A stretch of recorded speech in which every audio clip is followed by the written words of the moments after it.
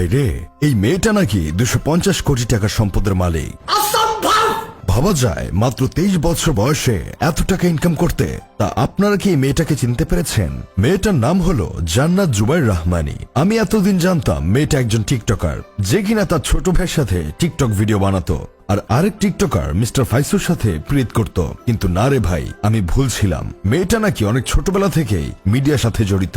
বর্তমানে অভিনয়ের জন্য তাকে প্রতি এপিসোডে পারিশ্রমিক দিতে হয় 18 লাখ টাকা, যা টিভি ইন্ডাস্ট্রির সর্বোচ্চ পারিশ্রমিক প্রাপ্ত অভিনেত্রীদের তালিকায় শীর্ষে। মাত্র 21 বছর বয়সে মুম্বাই নিজের বাড়ি কিনেছেন জান্নাত। এছাড়াও নিয়মিত বিভিন্ন মিউজিক ভিডিও এবং ব্র্যান্ড প্রচারে অংশগ্রহণ করেছেন। এত কিছু পরেও তিনি সোশ্যাল মিডিয়ায় ইনফ্লুয়েন্সার হিসেবে পরিচিত। ইনস্টাগ্রামে তাকে অনুসরণ করেন প্রায় 5 কোটি মানুষ। সেখানে তার প্রতিটি পোস্ট থেকেও আয় করেন তিনি। অভিনয়, ব্যবসা এবং সোশ্যাল মিডিয়া সব মিলিয়ে মাত্র 23 বছর বয়সেই জান্নাতকে তারকা খ্যাতি ও বিপুল সম্পদের মালিক করে তুলেছে।